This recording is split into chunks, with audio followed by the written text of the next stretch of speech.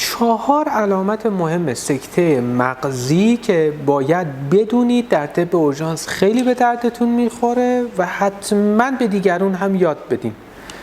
دکتر احسان میرزایی هستم، محقق، نویسنده و مدرس حوزه طب سنتی با یک ویدیو مهم راجع به علامت‌های سکته مغزی و راهکارهای در حقیقت پیشگیرانه و البته درمان اورژانسی هم در انتها خواهم گفت که بسیار بسیار مهم هست. حتما لایک کنید، این ویدیو رو ارسال کنید برای دوستانتون، چون خود لایک کردن شما باعث میشه که هموطنان و افراد دیگری بتونن یاد بگیرن و بتونن نجات بدن جان یک انسان رو.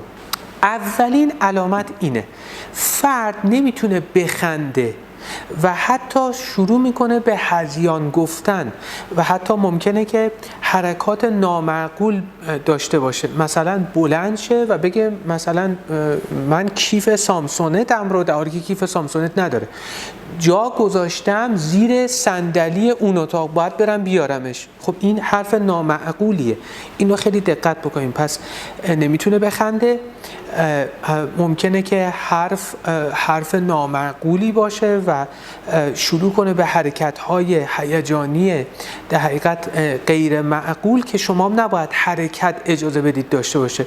باید به روش‌های مختلف بشونیدش، بشینه سر جاش و باید در حقیقت از حرکت کردنش پیشگیری بکنید، چون هر چی که حرکت بکنه خطر بیشتر میشه. نکته دوم این که دستش رو نمیتونه بیاره بالا. حالا بسته به این که کدوم سمت مغز درگیر شده باشه، یکی از دست ها، مثلا وقتی که میگید دستتو بیار بالا، بگید دو تا دست رو بیاره بالا، این رو مثلا میتونه بیاره بالا، اما یکی دست پایین میمونه و خب خود این یک علامت دیگر هست. نکته سوم، فشار خون به شدت بالاست. باید دستگاه فشار خون وقتی که فشارشون رو میگیرید، مثلا فشار 20 روی 15، من یک کیس داشتم که فشارش 22 روی 19 بود و این بسیار بسیار خطرناکه که درمان اورژانسیش رو برای کاهش فشار خون در این حالت بهتون یاد خواهم داد در انتهای ویدیو. علامت بعدی، علامت چهارم، اینی که فرد نمیتونه کلمات رو درست تلفظ بکنه، یعنی لکنت میاد به سراغش و وقتی که بهش میگید زبونتو بیار بیرون، زبونی که میاره بیرون، زبون به یک سمت کج شده. اینها علامت‌های بسیار مهم سکته مغزی هستن که خیلی جدی بگیرشون. حالا برای درمان اورژانسی چیکار بکنیم؟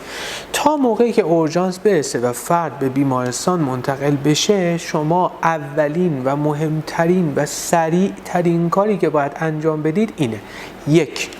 انگشتان شست پاش رو بگیرید، محکم فشار بدید و یک نفر 2 تا شست پا محکم بگیره، فشار بده و نگه داره. دوم که در کاهش فشار خون به سرعت موثره، به اصطلاح ما بهش میگیم انحراف ماده در طب سنتی. یه تیغ کوچک برای هر وسیله تیزی که دارید، چون شرایط اورژانسی است، بردارید مثلا یک سوزن، نوک انگشتان دست و پای بیمار رو، چون در شرایط سکته مغزی هست، خب درد بسیار زیادی هم داره، من میدونم، اما باید شما اینو برای نجات جانش انجام بدید.